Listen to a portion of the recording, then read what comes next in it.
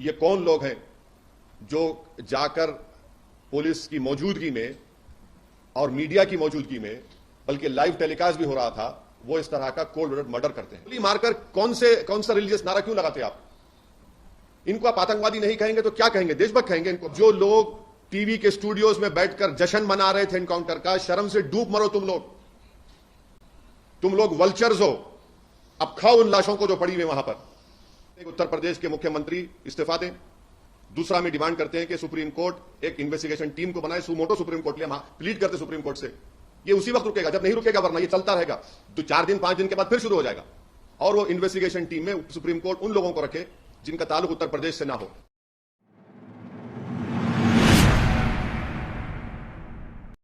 देखिए, मैंने शुरू से आपसे कह रहा था कि उत्तर प्रदेश में बीजेपी की सरकार रूल ऑफ लॉ के तहत सरकार को नहीं चला रही है, बल्कि रूल बाय गन को चला रही है। और ये पिछले 2017 से जब से बीजेपी की गवर्नमेंट बनी, ये सिलसिला चल रहा है। और हर बार जब कभी भी हम मीडिया से बात करते थे, बल्कि हम अपने भाषण में, अपने स्पीचेस में इस बात को दोहरा रहे थे। मगर अफसोस इस बात का है कि आप लोग सिर्फ ये समझ रहे थे कि हम रेटरिक के तौर पर उसको इस्तेमाल कर रहे हैं। हम आप लोगों को और देश के सामने आंकड़े रखे कि कैसे लोगों को गोली से निशाना बनाया जा रहा है, और जिससे भारत का संविधान में लोगों का यकीन कम होगा, जिससे हमारे कोर्ट्स में, जजेस में, पब्लिक प्रोसिक्यूटर को उनका काम करने की इजाजत नहीं दी जा रही थी। तो ये हुआ, और हम इसका, मेरे पास अल्फाज नहीं है इसका कंडेम करने के लिए, इसकी मजम्मत करने के लिए। मगर एक बात यकीनी है कि ना सिर्फ भारत के मुसलमान, बल्कि पूरे भारत के वो सिटीजन्स जो रूल ऑफ लॉ पर यकीन करते हैं, जो कोर्ट्स पर यकीन करते हैं, जो संविधान पर यकीन करते हैं कि यहां पर संविधान है, कोर्ट्स है, उसको इस बात का फख्र है कि पाकिस्तान से एक आतंकवादी आकर भारत के नागरिक को जान लिया था, तो हमने उस पर कोर्ट में केस चलाकर उसको सजा दी। आज वो सब लोग कमजोर और अपने आप को गैर महफूज समझ रहे हैं। और ये इसलिए हुआ क्योंकि जो लोग सत्ता की कुर्सियों में बैठे हुए हैं, उनमें राय बराबर भी, जो अंग्रेजी का वर्ड है, ना कंपैशन है, ना उनमें ह्यूमैनिटी है, ना उनमें रहम है, ना उनमें इंसानियत है। ये जो कल का वाकया हुआ, आप बताइए मेरे को, ये तो कोई ऐसा नहीं है कि कोई जाकर फौरन किसी को गोली मार दिया। आप उनका वेपन चलाने का तरीका देखो। आप जिस तरीके से वो लोग आए, और उनका हाथ स्टिल है एकदम।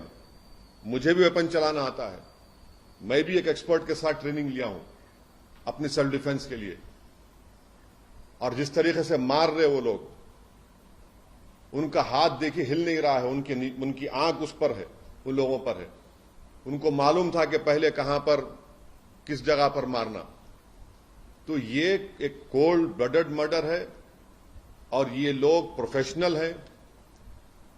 और कितना इसमें उत्तर प्रदेश की बीजेपी की सरकार का इसमें रोल है, कितना इसमें ये कौन लोग हैं जो जाकर पुलिस की मौजूदगी में और मीडिया की मौजूदगी में, बल्कि लाइव टेलीकास्ट भी हो रहा था, वो इस तरह का कोल्ड ब्लडेड मर्डर करते हैं। तो ये इसके लिए जरूरी है कि सुप्रीम कोर्ट मॉनिटर्ड इसमें इन्वेस्टिगेशन होनी चाहिए, कमेटी बननी चाहिए। मैं सुप्रीम कोर्ट से दरख्वास्त करता हूं, प्लीड करता हूं, क्योंकि 28 मार्च के दिन सुप्रीम कोर्ट ने एक फैसला दिया था कि कल जो लोग मारे गए, उसमें से एक शख्स ने, जो एक मुसलमान एक्स एमपी है, वो कोर्ट को गए थे कि मेरी जान को खतरा है, सुप्रीम कोर्ट को। तो सुप्रीम कोर्ट ने यह कहा था कि जब आप जुडिशियल कस्टडी में है और आपको पुलिस कस्टडी में लेकर जा रहा है तो स्टेट की जिम्मेदारी है। अब सुप्रीम कोर्ट इस मसले को सो मोटो ले और सुप्रीम कोर्ट एक कमेटी बनाए, सुप्रीम कोर्ट एक इन्वेस्टिगेशन टीम बनाए, टाइम बाउंड तरीके से उनको टाइम दिया जाए और उस इन्वेस्टिगेशन टीम में उत्तर प्रदेश का कोई भी ऑफिसर ना हो। एक टाइम बाउंड तरीके से वो इन्वेस्टिगेशन टीम बननी चाहिए जो सुप्रीम कोर्ट को रिपोर्ट करे और एक टाइम बाउंड मैनर में वो इन्वेस्टिगेशन मुकम्मल होना चाहिए। और एक बात आप समझिए कि मैं शुरू से कह रहा हूं कि जो रेडिकलाइजेशन हो रहा है मेजॉरिटी कम्युनिटी में, इस पर कोई यकीन नहीं कर रहा है। बराबर रेडिकलाइजेशन हो रहा है। अगर बीजेपी चुनाव पे चुनाव जीतते जा रही है और इस मसले को बीजेपी नहीं देख रही है तो बीजेपी देश की खिदमत नहीं कर रही है। ये कौन है? अगर ये जो कल जो लोग हत्या किए, अगर इनका ताल्लुक उत्तर प्रदेश सरकार से नहीं है, मैं सवाल उठा रहा हूं, मुझे नहीं मालूम है नहीं है, अगर नहीं है तो फिर ये रेडिकलाइज कैसे हुए? और बीजेपी इसको ब्रश असाइड करती है, नहीं नहीं नहीं कुछ हो नहीं रहा है। अरे भाई कैसा नहीं हो रहा है? देखो ना ये लोग कौन है। गोली मारकर कौन सा रिलीजियस नारा क्यों लगाते आप? इनको आप आतंकवादी नहीं कहेंगे तो क्या कहेंगे? देशभक्त कहेंगे इनको आप? क्या इनको आप फूल का हार पहनाएंगे ले जाकर ये लोग? और जो लोग टीवी के स्टूडियोज में बैठकर जश्न मना रहे थे एनकाउंटर का, शर्म से डूब मरो तुम लोग वल्चर्स हो। अब खाओ उन लाशों को जो पड़ी हुई वहां पर। आप जश्न मना रहे थे ना एनकाउंटर का, अब देखिए क्या हो रहा है। ये क्यों आप भूल रहे हैं कि आज बीजेपी सत्ता में, कल कोई और होगा तो यही नंगा नाच चलेगा, यही इंसानियत के ऊपर ये बर्बादी होगी। जब क्या करेंगे आप लोग? जश्न मना रहे थे, मनाइए जश्न आज आप।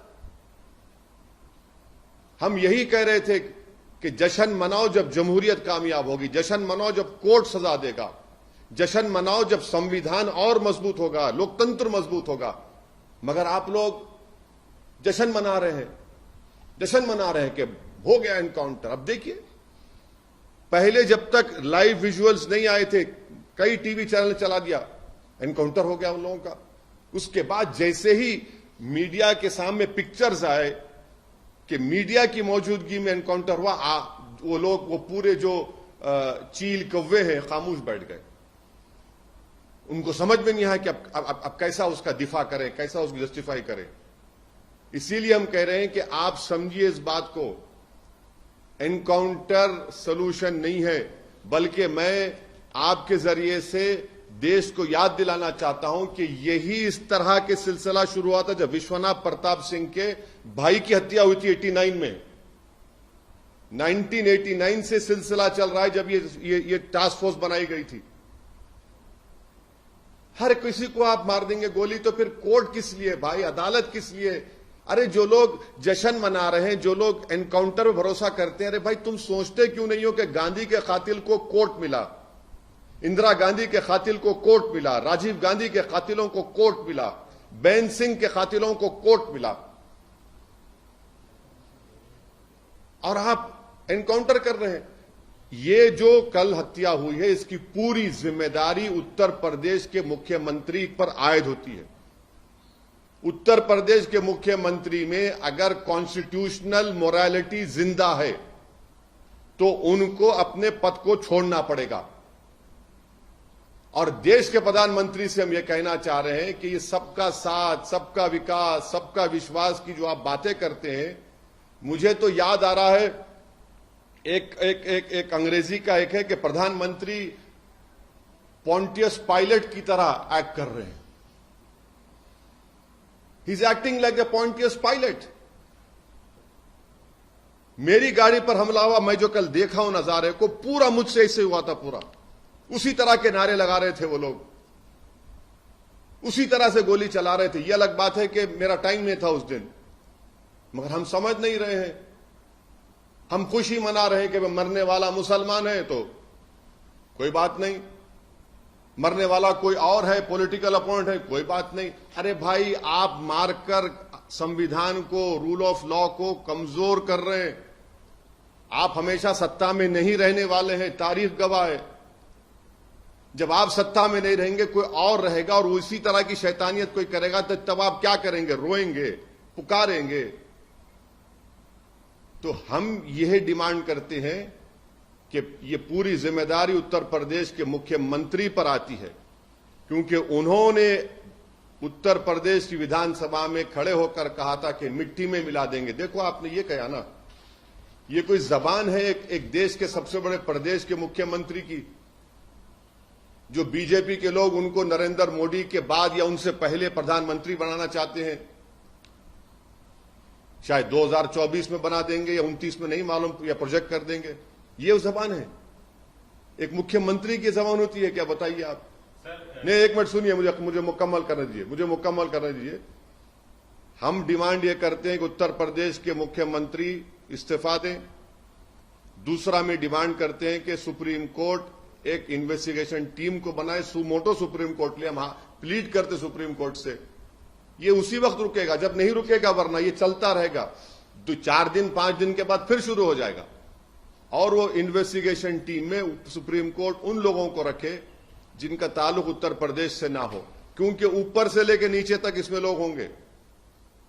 कहां से इनको हथियार आया, किसने कहा उनको वहां पर जाओ, किसने उनको इस तरह की बातें कही, ये सब चीजें निकलनी चाहिए, टाइम बाउंड। और दूसरी चीज, संविधान में आर्टिकल 311 है और आर्टिकल 311 के तहत उन तमाम पुलिस ऑफिसर्स को निकालना चाहिए नौकरी से।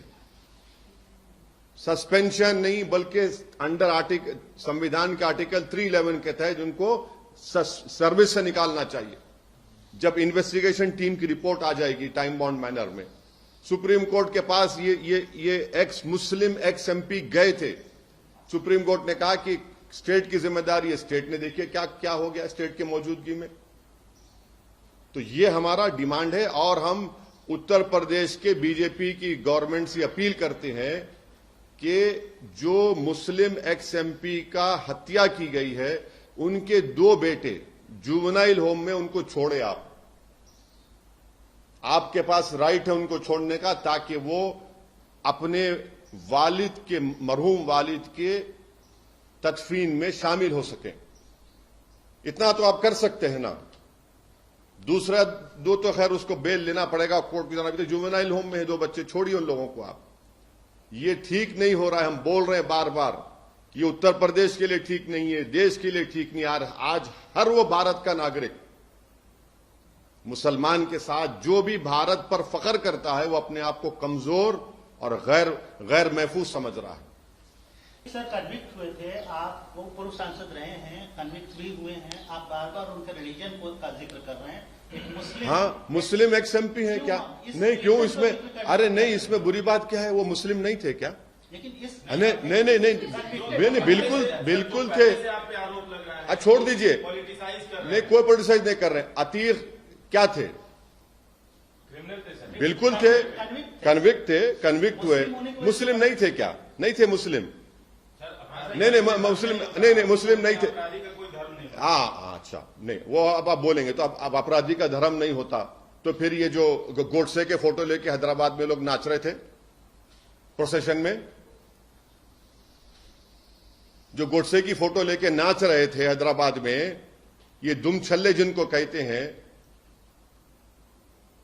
सबसे बड़े कमजोर और बुज़दिल लोग, कौन से जुलूस में नाच रहे थे गोडसे की फोटो लेके, जैसा कि इनके बाप की फोटो थी गोडसे की। सीबीआई की जांच अक्सर जाते रहते हैं और ये सवाल इसलिए भी अहम हो जाता है कि आप पे एक बार हमला हो चुका है, फिर हो सकता है। इतना याद रखिए, हम तैयार हैं, हम मरने को तैयार हैं। नहीं, अगर नहीं, मैं मरने को, देखिए, मैं मरने को तैयार हूं, मैं मरने को तैयार हूं। मुझे मालूम हो सकता है करेंगे वो लोग। वो देखिए, आप जब तक रेडिकलाइजेशन को नहीं रोकेंगे, चाहे किसी समुदाय का हो, आप रेडिकलाइजेशन को रोकिए, वरना याद रखिए रेडिकलाइजेशन इस दीमक की तरह इस मुल्क को कमजोर कर देगा। किसी समुदाय का रेडिकलाइजेशन हो मुल्क के लिए ठीक नहीं है। सवाल पूरा नहीं हुआ। उत्तर प्रदेश जाएंगे आप? बिल्कुल ऐसे माहौल में क्यों नहीं जाएंगे? क्यों नहीं जाएंगे? जब प्यार किया तो डरना क्या? जाएंगे बराबर। मेरे मुकद्दर में जो फैसला अल्लाह लिख चुका है वो होगा, होके रहेगा। मेरी जिंदगी की हद उसी वक्त तक है जब तक अल्लाह फैसला करेगा। जब जिस दिन अल्लाह फैसला करेगा मेरी जिंदगी खत्म हो जाएगी। मगर मैं डर कर घुट घुट कर अपनी जिंदगी नहीं गुजार सकता। और यकीनन मैं जाऊंगा, अपनी पार्टी का काम करूंगा। मगर ये क्या है? आप समझ रहे हैं कि किसी को गोली मार देंगे और इस तरह करेंगे तो कोई डर के खामोश हो जाएंगे? ये वक्त तो इन लोगों के खिलाफ बेखौफ होकर मुकाबला करना है, देश के लिए करना है। ऐसे लोगों के खिलाफ उठकर बोलना और लड़ना जरूरी है। वरना याद रखिए, हमारी जो आने वाली नस्ल है, ये जो छोटे बच्चे कल इस भारत के मुस्तकबिल है, जो भारत को लेके जाएंगे, वो हमसे पूछेंगे कि जब रूल ऑफ लॉ को बर्बाद किया जा रहा था और गोलियों से रूल कर रहा था तो आप लोग खामोश क्यों बन के बैठ गए? तो हमको अपने देश के लिए, संविधान के लिए, नेचुरल जस्टिस के लिए हमको बेखौफ होकर इनके खिलाफ